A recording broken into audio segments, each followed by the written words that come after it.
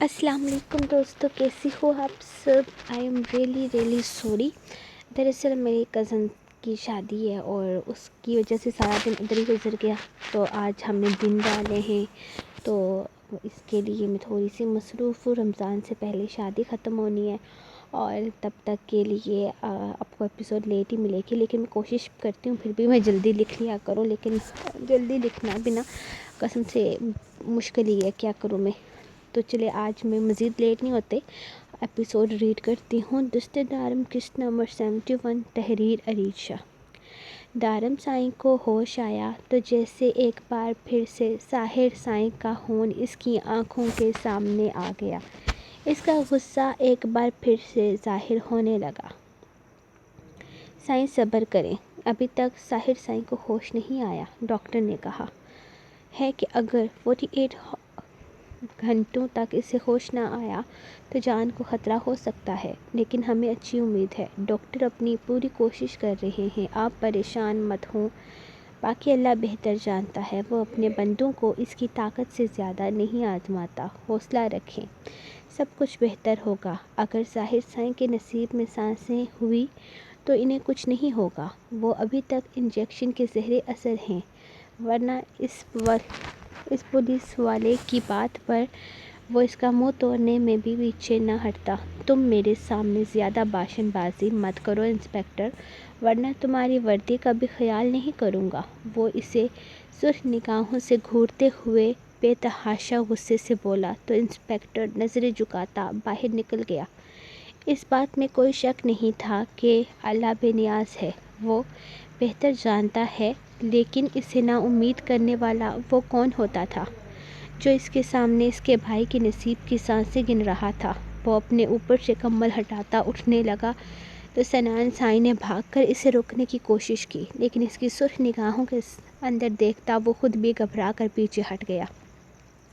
اس وقت نہ تو وہ اس کی سننا چاہتا تھا اور نہ ہی کسی کو دیکھنا چاہتا تھا. اس وقت وہ صرف اور صرف ساحر سائیں کی زندگی چاہتا تھا. سنان خود ہی اس کے راستے سے ہٹ گیا تھا.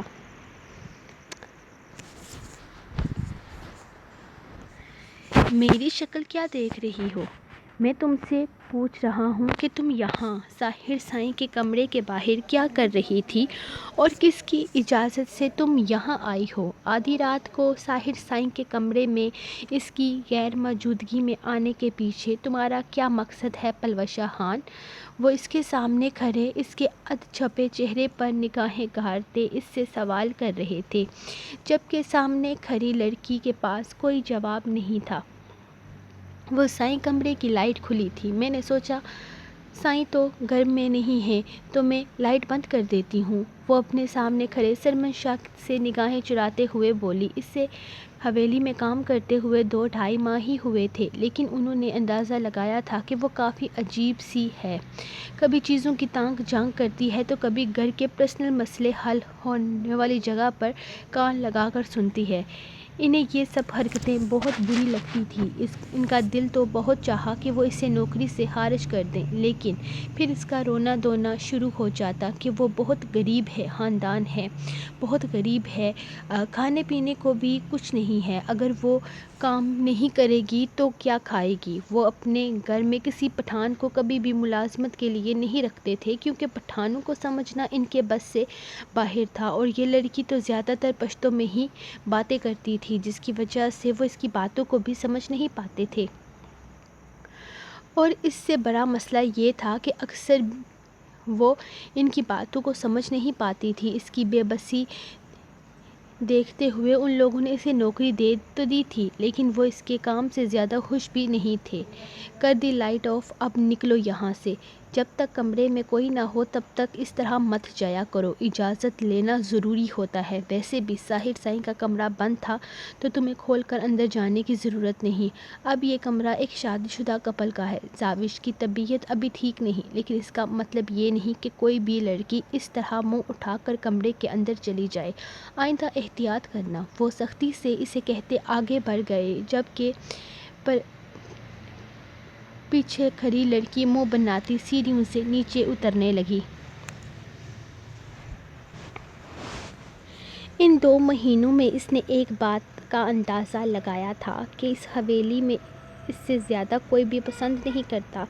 کلیئر اردو آنے کے باوجود بھی وہ کبھی بھی بولتی نہیں تھی تاکہ کسی کو اس پر شک نہ ہو جائے، لیکن آج کل یہاں اسے سنان سائیں کی دوسری بیوی سے کافی عجیب لگ رہی تھی۔ اس نے نوٹ کیا تھا وہ اس پر کافی نظر رکھتی تھی۔ وہ جس طرف جاتی تھی اس کی نگاہیں اس کے پیچھے پیچھے سفر کرتی، لیکن اسے کون سا اس کا کوئی ڈر تھا۔ وہ اپنا کام بہت محتاط ہو کر کرتی تھی۔ اپنے پیچھے وہ کسی بھی طرح کا کوئی ثبوت نہیں چھوڑتی تھی کہ کوئی اسے پکڑے جانے کا ڈر ہوتا۔ اس وقت بھی وہ نیچے آئی تو مسکان اسے سامنے صوفے پر بیٹھی نظر آئی تھی۔ مسکان نے ایک نظر گہرے انداز میں اسے دیکھا تو وہ نگاہیں جھکاتی اس کے قریب سے گزرتی کچن کی جانب چلی گئی، لیکن اپنے پیچھے اب تک اس کی گہری نگاہیں محسوس کر رہی تھی۔ پتہ نہیں کیا مسئلہ ہے اس لڑکی کے ساتھ، ہر وقت مجھے گھورتی رہتی ہے، اسے کہیں مجھ پر شک تو نہیں ہو گیا؟ وہ خود سے سوال کرتی ایک نظر پیچھے کی جانب مسکان کو دیکھتے ہوئے سوچ رہی تھی۔ اس وقت طرح وہ اپنا کام بھی نہیں کر سکتی تھی۔ ایک تو اس گھر کے سارے لوگ رات 3 بجے تک جاگتے رہتے ہیں، یہ سرمن شاہ کو تو اور کوئی کام ہی نہیں سوائے جاسوسی کے، لیکن یہ میڈم اس وقت یہاں نیچے کیوں بیٹھی ہے؟ وہ سرمن شاہ کو کوستے مسکان کے بارے میں سوچنے لگی۔ یہ لڑکی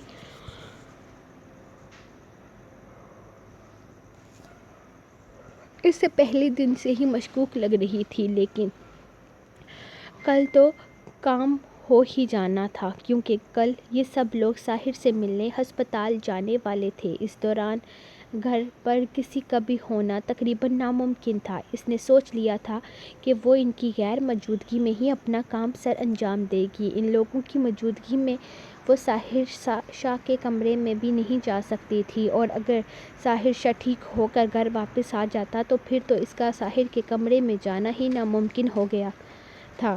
ایک تو ساحر کا کمرہ ہر وقت لاک رہتا تھا، اور اگر وہ کہیں پر جاتا تو بھی اس کے جانے کے بعد اپنا کام نہیں کر سکتی تھی۔ رات دیر تک اس کی واپسی ہوتی تھی اور اس کے کمرے میں مردان خان کی زندگی کی نوعیت تھی۔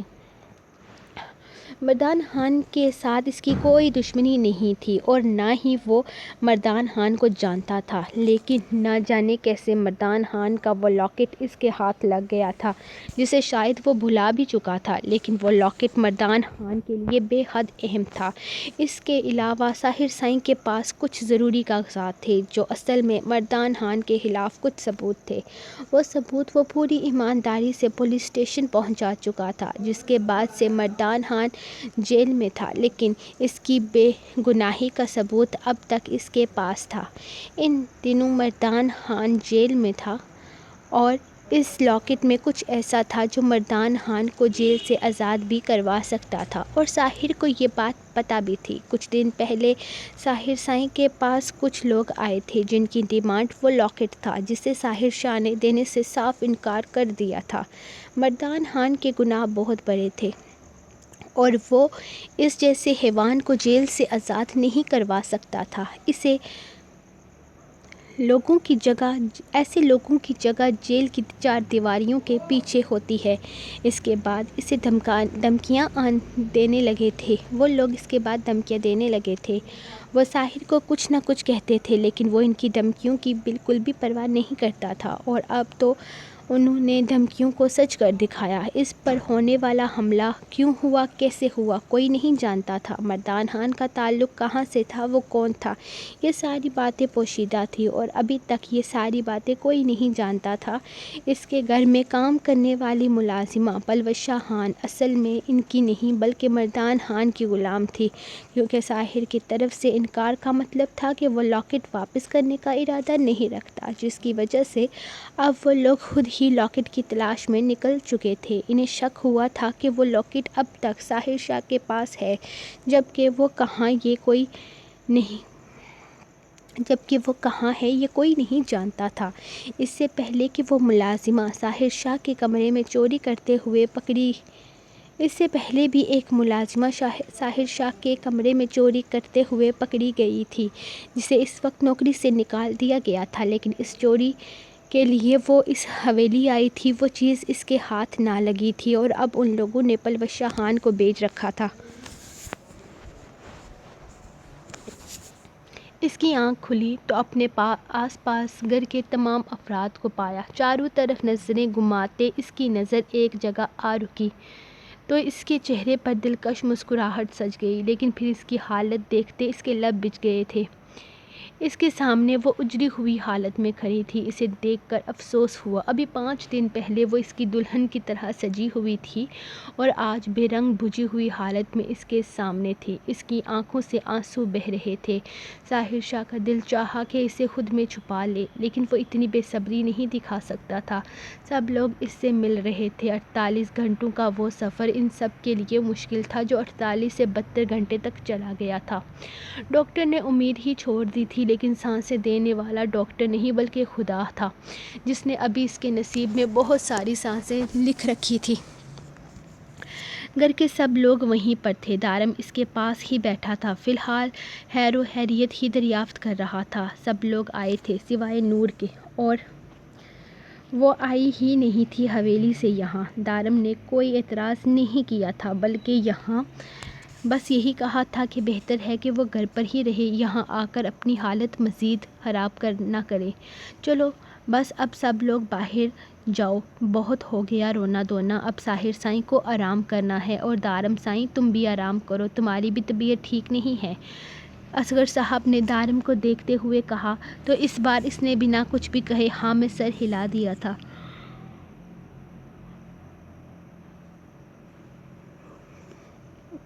پچھلے کچھ دنوں سے وہ کسی کی بھی بات نہیں مان رہا تھا۔ یہ پچھلے 4 دن اس کے لیے کتنے برے تھے یہ وہی جانتا تھا۔ دارم شاہ، ساحر شاہ صرف اس کا دوست، اس کا بھائی یا اس کا کزن نہیں، بلکہ وہ اس کی جان تھا، اس کا سب سے مضبوط سہارا تھا۔ وہ اسے کھو نہیں سکتا تھا۔ وہ اس کے لیے کتنا خاص تھا یہ یہاں اسے ان کے 4 دنوں میں پتہ چلا تھا۔ پچھلے ان کچھ دنوں میں اگر وہ یہ کہتا کہ ساحر نے اس کی جان نکال دی تھی تو سچ ہی تھا۔ ساحر وہ لوگ کون تھے اور تمہاری ان پٹھانوں کے ساتھ کیا دشمنی ہے؟ وہ تمہیں کیوں مارنا چاہتے تھے؟ کسی ایک کی بھی شکل نہیں آئی کیمرے میں۔ وہ سب لوگ نے نقاب کر رکھے تھے۔ سب لوگوں کے باہر چلے جانے کے بعد وہ اسے بتانے لگا، جبکہ زاوش کو اس نے نگاہوں کے اشارے سے روک لیا تھا۔ وہ بنا کچھ بھی بولے اس کے پاس رکھی کرسی پر آ بیٹھی تھی۔ دارم اس کے سامنے اس طرح کی کوئی بات نہیں کرنا چاہتا تھا، لیکن پھر بھی اسے پولیس والوں کو مطمئن کرنا تھا۔ 4 دن کے بعد ساحر سائیں کو ہوش آیا تھا۔ وہ لوگ اس کا بیان سننا چاہتے تھے۔ یہ لوگ ایک قبیلے سے تعلق رکھتے ہیں دارم سائیں۔ کچھ مہینے پہلے میں ایک قبیلے کے زمینی کیس کے سلسلے میں کچھ زمینوں کی ڈیل کرنے گیا تھا۔ وہاں اس طرح کا ایک زمینی جھگڑا ہوا تھا، لیکن مجھے وہاں پتہ چلا کہ وہ زمین ان لوگوں نے خریدی نہیں بلکہ چھینی ہے۔ گاؤں والوں کی مدد سے مجرموں اور خاص کر ان سب کے لیڈر مردان خان کے خلاف مجھے کچھ ثبوت ملے تھے، جو مردان خان نے مجھ سے چھین لینے کی بہت کوشش کی۔ مردان خان کے ساتھ میرا کافی بڑا جھگڑا ہوا تھا۔ میرے ہاتھ اس لڑائی کے دوران اس کی کوئی چین لگ گئی تھی، لیکن وہ میرے پاس نہیں ہے کیونکہ میں اسے پھینک گیا تھا۔ میرا اس چین سے کوئی لینا دینا نہیں تھا، لیکن اب ان لوگوں کو لگتا ہے کہ اس کا وہ لاکٹ میں نے چھپا رکھا ہے۔ ان لوگوں کا کہنا ہے کہ اس لاکٹ میں مردان خان کی آزادی ہے، اور ان لوگوں کو جو یہ لگتا ہے کہ میں جان بوجھ کر وہ لاکٹ ان کے حوالے نہیں کر رہا، اسی لیے اب وہ مجھ سے زبردستی لاکٹ لینے کی کوشش میں لگ گئے ہیں۔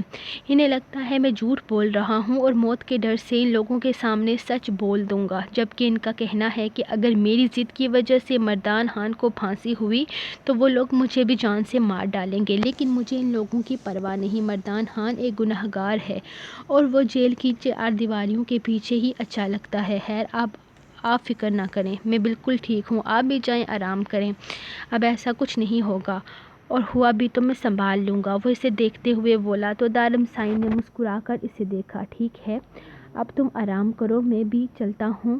پتہ نہیں کون سی گولی دی ہے ان ڈاکٹروں نے مجھے، آنکھیں بند ہو رہی ہیں۔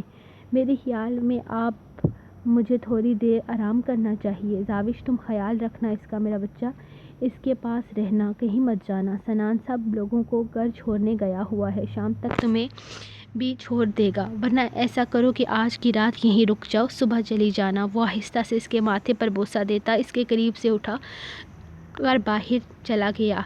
कोई नहीं कह सकता था कि वो भी इतने गहरे ज़ख्म खाए हुए है। इसे अपनी परवाह ही कहाँ थी। इसे जिसकी परवाह थी वो अब ठीक था, होश में था और बेहतर महसूस कर रहा था। अब पर वो भी परसकून था। दारम साईं के जाने के बाद अब वो पूरी तरह इसकी जानिब मुतवज्जो हुआ था, जो हाली हाली नज़रों से इसी को देख रही थी। इसकी हालत देख कर एक बार फिर से अपने लब बीज किया। ये क्या हालत बना रखी है तुमने मासूम लुमड़ी। मैं मरने वाला था, अभी मरा तो नहीं था, जो तुमने बेवाओं जैसी हालत बना रखी है।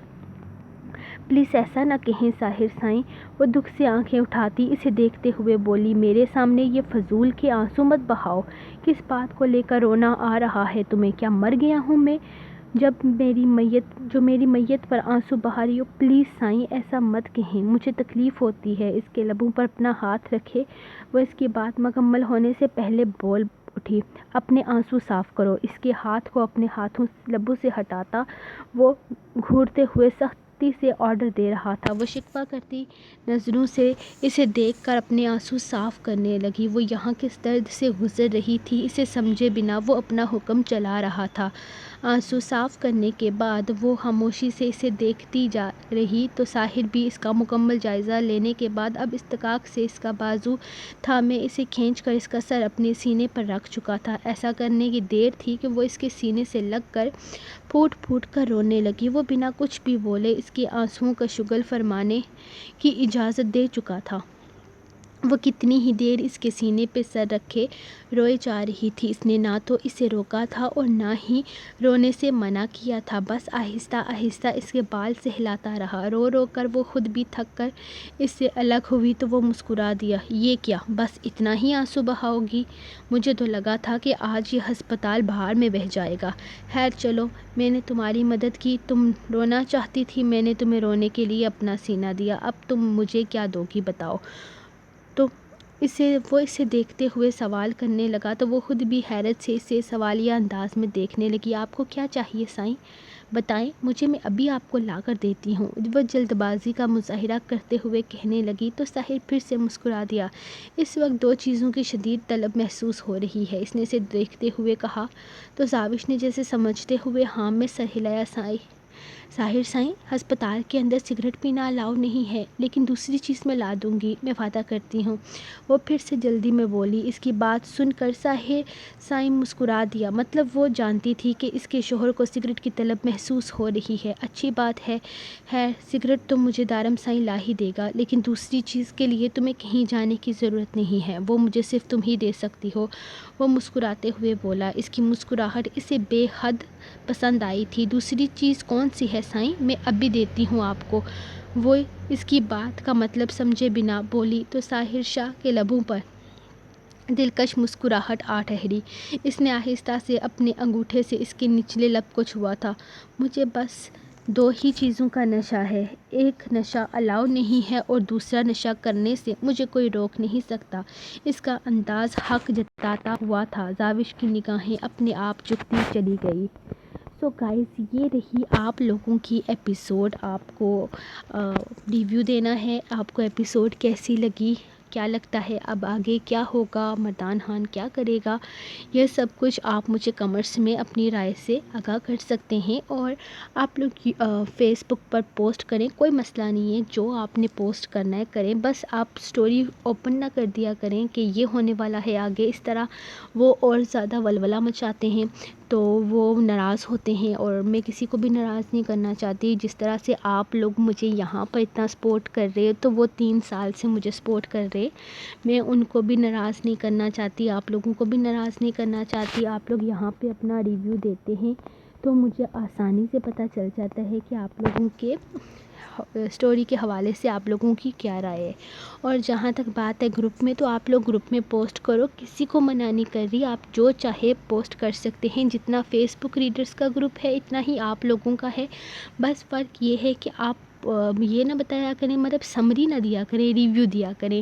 میں نے دیکھا ہے کہ کچھ یوٹیوب کے ریڈرز پوری سمری دکھا دیتے ہیں کہ یہ چیز ہوئی شارٹ میں، تو یہ نہ کیا کریں. اس طرح سے واقعی مزہ خراب ہو جاتا ہے. باقی ماشاءاللہ الحمدللہ میں بہت خوش ہوں آپ لوگوں کے رسپانس سے. یہاں پر بھی فیس بک پر بھی میرا نہیں خیال کہ یوٹیوب پر اتنا ہٹ جانے والا ناول فیس بک پر بھی 5K کراس کر رہا ہے. اور یقین جانیں جب بھی میں سوچتی ہوں تو میں بس یہی میرے دماغ میں آتا ہے کہ اللہ تعالیٰ نے مجھے بہت نوازا ہے. آپ لوگوں کی محبت کا بے حد شکریہ. اور انشاءاللہ ملتے ہیں کل ایپیسوڈ کے ساتھ. تب تک کے لیے اپنی رائٹر کو دیں اجازت. پھر ملیں گے انشاءاللہ. اللہ حافظ.